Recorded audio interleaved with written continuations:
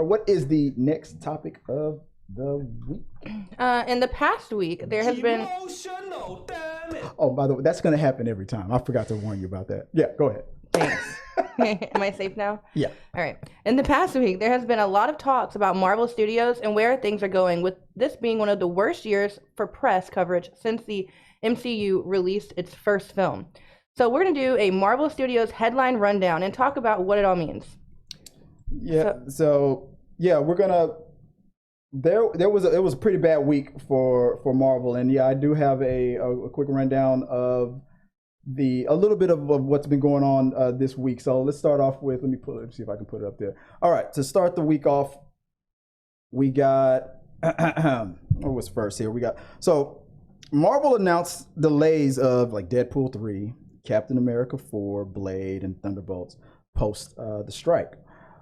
Then the Marvel's Marvel's having the lowest box office in studio history. That came this past Friday. Shang-Chi director Destin Cretton exited from Marvel's upcoming Avengers 4 Kang Dynasty. Then Marvel is considering going in a different direction from Kang. That rumor started off, and I heard later that that rumor might not be true. But then after that, reports that the Fantastic Four is eyeing Pedro Pascal to play Mr. Fantastic. I would consider that the good news type of release to counter the bad news stuff. I'm gonna throw this to you first, Kevin. Kevin, from the list of what stands out to you most on your thoughts on the situation at Marvel right now?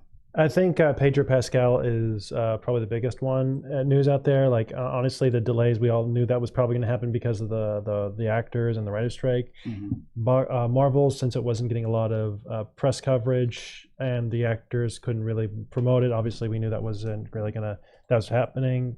Shang-Chi director exiting down of the Marvel film. It happens, directors come and go. They split for different reasons, so that's not really big news. Going different direction, Marvel going different direction to Kang, it makes sense because of all the Jonathan Majors legal trouble going on, and I think the Pedro Pascal, considering him being Mr. Fantastic of the Fantastic Four film, I think is a big news. I was kind of hoping, I think it's a good choice. I hope he gets it, but for me, I was kind of also hoping that they would bring back John Krasinski from Doctor Strange in the Multiverse of Madness movie, where he got to play. For me, you said it. Yeah. Read between the lines, right there. That's the way I see it. It would have been cool to see John Krasinski reprise that role. I thought he looked amazing as the character, especially with the beard. But kind of curious to see how Pedro does with the role. I mean, he does. I thought he did a good job as the Mandalorian, as Joel Miller in The Last of Us. So and even as the main villain in Wonder Woman. Life can get good, but it can be better. I think the thing that stands out to me most is agreed. It's the Pedro Pascal news. I feel like that was what do they call that, counter programming, so they could try to balance out all that bad press that was coming out with the writer's strike ending and the Marvels having the lowest box office in MCU history. I don't think that was deserved. I think that I felt like, I'll say it myself. For me, I felt like there were a lot of people who wanted Captain Marvel to fail, and they were determined to make the Marvels fail.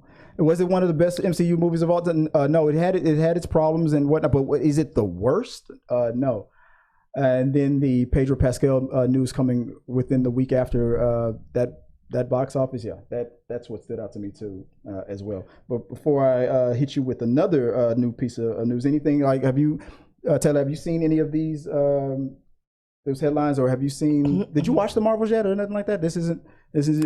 If it's not horror, it's not. If it don't make horror, it don't make sense. You know what? That's remind me, guys. That's something. That's good for a T-shirt. Well, I know what topic I can beat her in now. Yeah, if it don't make horror, it don't make sense. That was.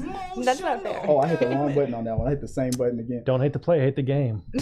I was, you know what? That reminds me. I was going to put you on the spot, Tyler, and ask you Great. if you could, because like I was so impressed on how you snuck in that players fuck up 2 line a couple of weeks ago on the show. I was like, what other movie quotes? I'm gonna remind me to bring that up later. I'm gonna ask you both of you guys so I just get your favorite movie quotes and stuff like that because I might want to update this soundboard. So. Okay. We'll talk about that. I got a few. You got. I know you got more than a little bit, but yeah, that's also what stood out to me. But also while I was doing the show notes this week, today, I was hit with another bit of news.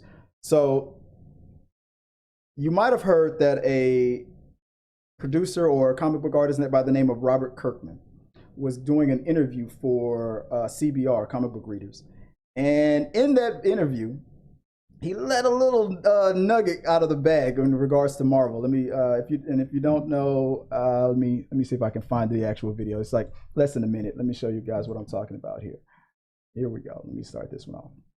My good friend Stephen Yeun is playing the Sentry in a movie. I saw that. Yeah, I saw that. That's coming up. That's going to be pretty exciting. Yeah, he called me. He went in for a costume fitting. I hope I'm not. I don't think this is a spoiler or anything that'll get anybody in trouble. I don't know. Maybe we'll see. I don't care. I don't work for Marvel. What are they gonna do to me? He called me and he said I just came back from a costume fitting for the Sentry. I guess I only do superheroes that are yellow and blue. He said he was at the costume fitting and was like, "Oh crap! I forgot Invincible was yellow and blue." So if you don't know what's going on here, this comic book artist Robert Kirkman, who's the creator of The Walking Dead. So I'm pretty sure the second I said that woke Tyler up. I'm like, oh, Walking Dead. I love The Walking Dead. Yeah, there you go. So that's the creator of The Walking Dead, and another cartoon called comic book called Invincible. And there's the Invincible cartoon is currently on Amazon Prime. And his voice actor is Stephen Yeun, who's the voice actor for the incredible character, and he's also on The Walking Dead. He just outed him right there that he secretly went into Marvel to do a fitting for the upcoming Thunderbolts movie, where he's going to be playing a character named Sentry, like a Superman like type of character. This was information that was not supposed to come out, and that was the smug kind of reaction. I don't work for Marvel. I don't give a shit. But I know what I think about this. Just overall, what do you think about the way this was delivered, Kevin? Let me start with you. Steven's in trouble. That's all I have to say. He's in trouble. If not, it'd be like a miracle that he's not in trouble. But dear God, I know if I was doing something for a major studio or a company and that kind of information got out from a colleague or a friend, and I'm like, so straight up name names, especially when you name not only the name of the person that told you, but also the character you're supposedly playing and the studio you're working with, especially one as secretive and as well respected and long running like Marvel. Ooh, yeah, you are screwed like a dildo wrapped in sandpaper. Damn. That was an image. That was descriptive for sure. What about you, Tyler? The whole situation of this actor. Now, to be fair, actors they are under these NDAs and they're told to keep this shit under wraps. But people people tell their friends and their family. How would you feel, Tyler, if you were in this situation? Let me make sure I have this right. So he tells his friend or someone he's close to who he's playing, which he's allowed to do, right? No, he's not. Technically, not allowed to tell anybody. But he didn't say exactly who he's playing, but he said blue and yellow, which he told him which character he could be screened for. He totally told his but friend he told him 100% what he was doing. But he told him in confidence. Exactly. Yeah, and so his friend went on somebody's podcast or live or whatever and outed him. Yeah. So that's fucked up. I mean, for one, but why would he do that to his friend though? I think, and honestly, to be in all fair, I feel like in the moment, the second I didn't think he was realizing his mistake until the words kind of came out of his mouth. He literally said, "Fuck it, I don't work for Marvel. I don't care." But when I watched the video, it feels like there was a moment where his brain was like, "Oh shit, I fucked up," and then he decided to double down in the moment. That's how I took it. He's like, he knows he screwed his friend over. I think it looked like it was like very malicious and premeditated. In my opinion. You putting drama into it. I mean, this is a producer who he doesn't even work for Marvel. He's Walking Dead is with Image Comics, and I don't know if he's ever worked with or for Marvel before. But his smugness about it, I don't work for Marvel, I don't give a shit, is kind of warranted because of all the money he's made from The Walking Dead, his success. Yeah. With that comic, the number one comic with Image. When did this happen? This was like within the week. This was a couple days ago. I mean, he's technically what Todd McFarlane was in the 90s and early 2000s. That's how popular he is right now. But yeah, but 100%. Would you ever trust this guy again with a secret? No. Yeah. If you're getting a job you can't trust this guy no more now. No. I mean, the way he put it out. What do you think about that, Kev? What do you think? How do you feel like that, Steven? I think he's going to get a stern talking to. He'll be if he still has the role, he's gonna. You think there's a chance he might lose the role? I don't know. I think honestly, we'll have to wait and see. Like, I can't really speak on behalf of Marvel, but I do know that he'll probably get talked to a lot. Yeah.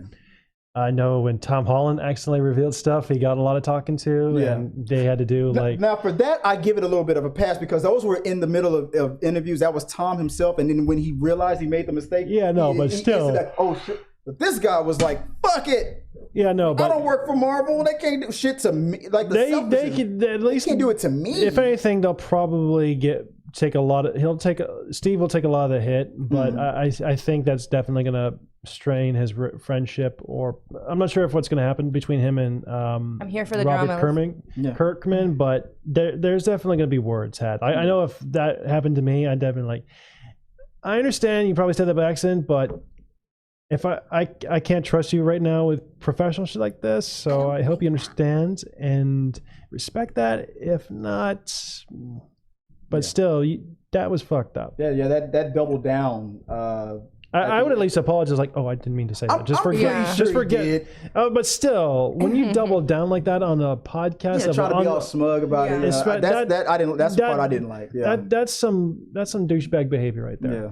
I don't know what it's called, but we have a paid contribution in the chat. Oh, we have a super chat. Yeah, we have a super chat in from Peter Lang. Is it on the same topic? Let's see. It says here, and speaking of sandpaper dildos? Wait. I need you to elaborate. Sandpaper dildos here. Oh, okay. Well, guilty as charged right there. I kind of got that reference from Hell of a Boss with one of the characters. Basically, suck a sandpapered cock, and I'm like, you know what, a sandpapered dildo would be a lot worse for a girl. You know what, speaking of dildos, Tyler's like, what the fuck, where are we going with this? I'm here for it. She's like very nervous, like I remember, that reminds me of an episode of The Sopranos. It's like you tell somebody that it's going to be like this way or that way. You give a person an ultimatum, and if they don't like the ultimatum, you can say, okay, well, you can take the ultimatum, or you can go buy a dildo. Like, buy a dildo? Go buy a dildo. You're like, okay. You say, why? Because if he doesn't like the ultimatum, then they can just go fuck themselves. Something happened on screen.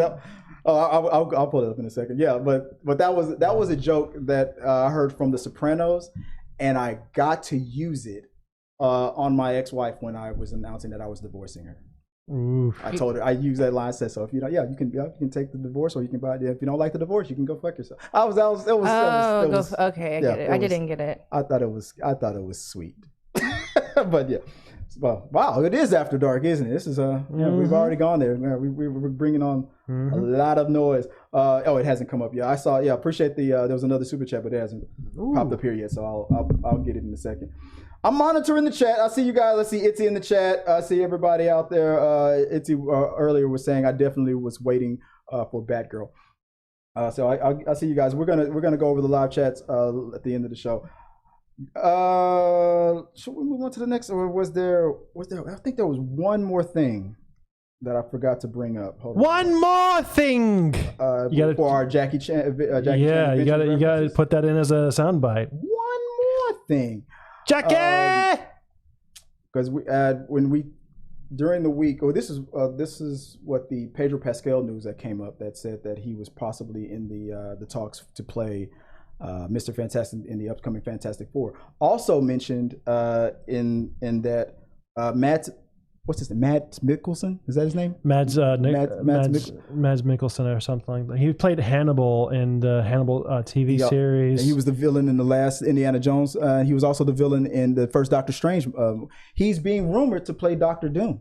I think it would be a great choice. Yeah. I thought he's charismatic. He's got a lot of charm. I like his accents. I like his accents. Yeah, no, he's definitely got a lot of charm. I definitely think he has the good chops for it. And seeing Vanessa Kirby as the Invisible, is it girl or woman? I can't remember. Woman. Invisible Woman. I think that's also another good choice. I thought Jessica Alba was okay, but I think Vanessa Kirby would be a much better choice. I think she has a much better range than Jessica Alba, because the only range I think she can get is deep into the blue, because she started into the blue. Oh, I get it. I get jokes. Yeah. All right. Okay. I just want to throw that in there. Let us know what you guys think in the chat, and let's move on. What is the next topic